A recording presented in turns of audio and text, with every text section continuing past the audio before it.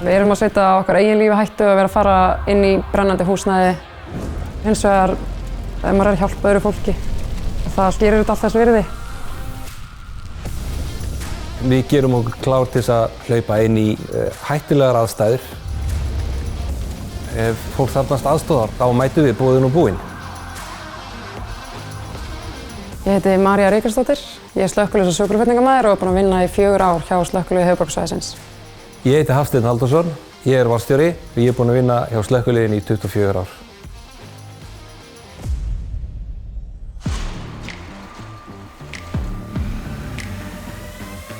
Dæmigerð vakt hjá slökkviliðinu er þannig að í upphafi vaktar þá er mannskapurinn raðað niður á tæki. Hann útdeilir okkur hlutverkum, lætur okkur á talstöðvar og þá fáum við það hlutverk sem við erum að fara að sinna yfir daginn.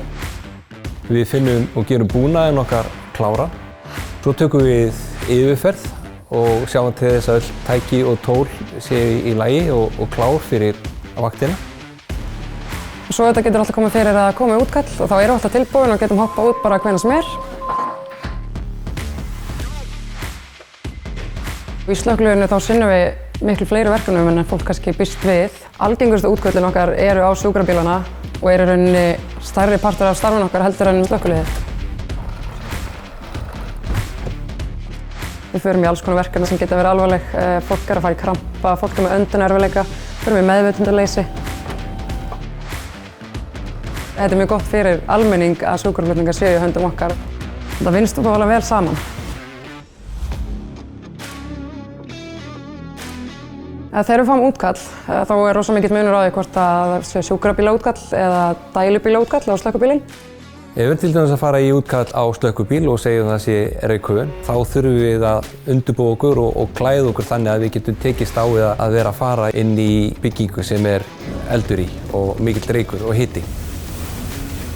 Á leiðin á útkallsdaginn þá getur reykhafarinn gert sér kláran fyrir útkalli, sett á sig reykhöfunartækin, svo aðeins ef tími gefst til, undirbúa okkur hvað ætlum við að gera þegar við komum á staðinn.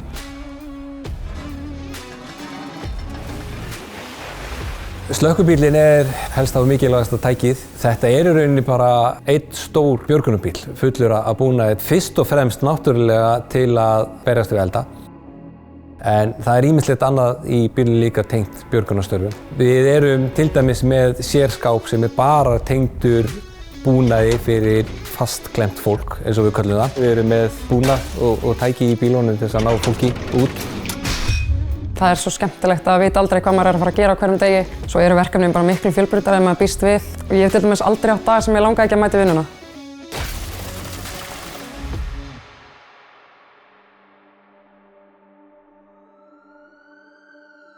Teymisvinna er mjög mikilvæg hjá okkur, sérstaklega einmitt þegar við erum að fara í slökkútköll.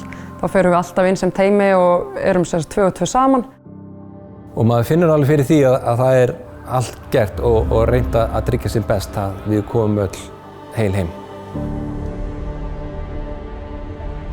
Það er alltaf góð tilfinning að vera á leiðinni heim eftir gott útkall, þar sem allt endaði vel og við stóðum okkur vel. Að vita að maður hafi gert eitthvað gott, hafa hjálpað einhverjum. Við gerum allt saman þegar við erum á vöktum hérna. Þetta er bara svona svo lítil fjölskylda. Mér finnst til dæmis mjög gaman að fara með félagunum í ræktina í vinnunni.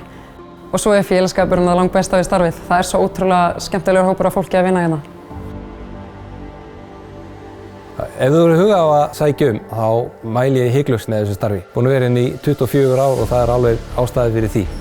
Þetta er alveg geggjastarf. Ef þú ert einstaklingur sem hefur gaman á því að fara í krefjandi aðstæður, er tilbúin í erfið verkefni og finnst þetta spennandi, ekki vera feimin að sækja og bara koma að prófa. Þetta er örugglega fyrir þig.